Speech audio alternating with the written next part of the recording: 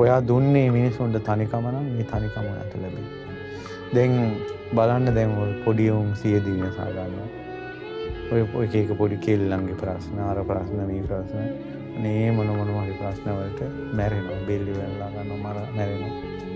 එතකොට අර අම්මලාට දරුවෙක් විදියට දෙන්න ඕන සැනසෙල්ල තියෙද්දි අම්මලාටනේ ගින්දර දුන්නේ.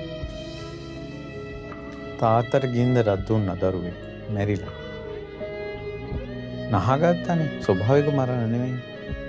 බිරිඳට ගින්දර දුන්නා. දරුවන්ට ගින්දර දුන්නා. සහෝදරයන්ට ගින්දර දුන්නා. ආදරය කරන අයට ගින්දර දුන්නා. පාඩමක් උගන්වන්න මැරෙන්නේ. පාඩම තමයි අනිත් අයට ගින්දර දීම. දුක දීම. දෙන දේ ලැබෙන. උපනෝපන් ජීවිතේ පිච්චි එන්න වෙයි. ඊට වැඩිය හොඳ නැද්ද තනියෙන් මේ ජීවිතේ ගින්දර දරා ගන්න එක? කාලෙට ඉඳින් ඉන්නම බැරි නම් මේ ලංකාවේ 12 මස්ථාන තියෙනවා. 8 මස්ථාන තියෙනවා. දෙතිස් පළ බෝධි තියෙනවා. ඒවවත් වැඳ යන්න. බස් වල නැග මැරෙන්නේ නැතුව. විකල්ප හොයා ගන්න. සමහර මිනිස්සු මැරෙන්නේ හිතුනට පස්සේ එක දිගට බණ අහන්න ගන්න. විකල්පය.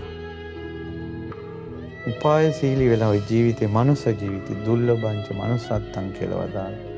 මනුස්ස ජීවිතේ දුර්ලභයි. ඊළඟට බුදුරජාණන් වහන්සේ වදාලා කිච්චෝ මච්ඡාන ජීවිතං මේ මනුස්සයෙක් කියලා ඉපදුනාට පස්සේ සැනසෙල්ලි ජීවත් වෙනවා කියන එක හරි අමාරු දෙයක්. කාටත් මැරෙන්න හිතෙනවා. මැරෙන්න හිතෙන එක නෙමෙයි ප්‍රශ්නේ. මැරෙන එකයි.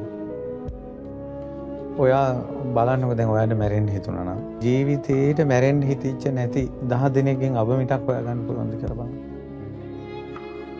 ඔයා හිතන්නේ ජීවිතේට එකම එක දවසක්වත් එකම සිතිවිල්ලක්වත් හිතුන්නේ නැති. ඒ කියන්නේ මට මැරෙන්න ඕන. මීට වැඩි හොඳයි මැරෙනවා නම් කියලා හිතිච්ච නැති මිනිස්සු ඉන්නවද කියලා බලන්නකො. හිතිලා තියෙනවා මිනිස්සුන්ට. හිතක් කියන්නේ හිතෙනවනේ. හිතුන පළියට මැරෙන්න එපා.